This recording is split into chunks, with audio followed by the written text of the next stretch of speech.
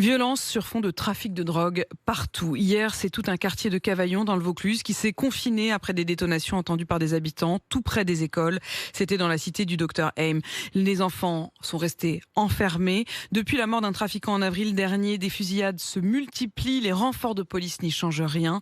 Alors les services publics ont eu trop peur pour leur sécurité et ils sont partis. Ils sont allés s'installer ailleurs. Sur place, les habitants se sentent abandonnés. C'est le reportage de la rédaction. Il est signé ce matin Lionel Dian. Derrière son balcon du premier étage, protégé intégralement par un grillage, Danielle, 72 ans, est traumatisée par les détonations qu'elle vient d'entendre. Pour elle, c'était encore des tirs dans la cité. J'étais dans ma cuisine, ça tirait, ça m'a fait peur. J'ai vu personne, mais ça tirait vraiment fort. J'ai fermé vite ma fenêtre et je me suis camouflé un peu parce qu'on ne sait pas d'où sortent ces balles. La peur, voire la panique, c'est aussi ce qui a gagné cette mère de famille qui a tenu à rester anonyme et dont les 3 enfants ont été confinés dans leur établissement pendant plus de 2 heures. J'avais les jambes qui tremblaient. Et moi, j'ai mon fils, il a 13 ans. Normalement, il rentre tout seul du collège. Je récupère que les deux petits. Oh, depuis le mois de juin, on crie, mettez-nous une putain de sécurité pour les petits. La cité M, ce sont aussi des bâtiments vétustes où vivent 2000 habitants et d'où les services publics comme le centre social ou la caisse d'assurance maladie ont déménagé fin août à cause de l'insécurité. Du coup, Fatima, mère de 2 enfants, se sent carrément abandonnée. Ils sont partis loin.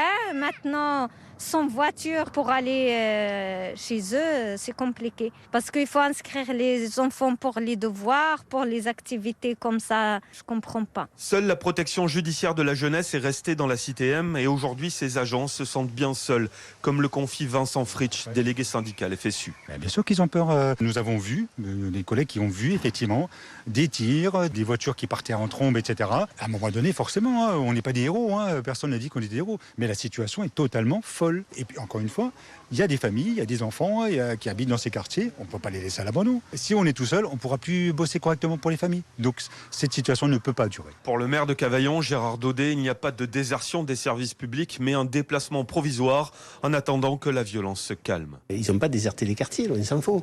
On les a déplacés d'un côté où c'était un peu plus calme, voilà, tout simplement. Bien sûr, ils vont revenir dès que les services de l'État, et notamment le préfet, m'assurera de la sécurité revenue. Ce qui n'est pas le cas pour l'instant. En août dernier, Gérald Darmanin est venu annoncer le renfort de 5 policiers au commissariat de Cavaillon. Terrible ce témoignage de cette maman en larmes, tellement angoissée pour ses enfants et notamment pour son enfant de 13 ans qui d'habitude rentre seul de l'école. Comment faire ? Est-ce que les services de l'État ont abandonné les habitants ? On en parlera tout à l'heure avec le témoin du jour. Il est soignant, il est justement juste à côté de ce quartier-là. Il y a été parfois, mais il dit que c'est bien difficile de pouvoir y exercer. Puis on en parle bien sûr avec vous tous au 32-16. Eric est avec nous. Bonjour Eric. Oui, bonjour Apolline. Éric, vous êtes dans le Lot-et-Garonne, vous êtes à Foulayronne et vous vouliez réagir. Oui, effectivement, en fait, on s'aperçoit que depuis 40 ans, eh bien, c'est la désertion de tout un tas de services publics, Oui. et puis surtout la désertion de l'État en la matière. L'État est parti et c'est remplacé par qui ? Par la population locale qui a fait des choses. On voit d'ailleurs, j'étais surpris dans Estelle Midi, Oui. qui parlait des rodéos. Comment lutter contre les rodéos ? Et il y avait un habitant qui avait appelé, qui avait dit, c'est simple, il y a des brigades, ça s'appelle des brigades du djihad, a priori, ce sont des brigades musulmanes qui sont efficaces, a priori, contre ces gens-là. Ce qui est extraordinaire quand même en France, la police n'est pas efficace. Et des brigades musulmanes. Ça voudrait dire qu'on aurait délégué en quelque sorte, on a délégué a priori, ces gens-là seraient l'encadrement des jeunes contre les rodéos. Moi, j'étais estomaqué parce que je dis c'est pas possible. Mais bon, on a un autre exemple à Dijon où c'est résolu le problème entre les Tchétchènes et les Maghrébins à la mosquée. C'est pas à la mairie, c'est pas au commissariat, c'est à la mosquée. Donc on se rend compte qu'il y a quand même un déplacement de l'autorité dans ces quartiers.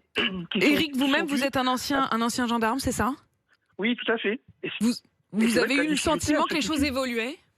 Vous les l'avez choses vu ? évoluent effectivement. Et là, on s'aperçoit dans les quartiers, mais quand les soignants peuvent rentrer, ils peuvent rentrer que par l'autorisation de quelqu'un qui, entre guillemets, dirige la cité. Non, c'est bon, tu peux rentrer, tu seras en sécurité, tu peux intervenir où tu dois aller. C'est quand même dramatique.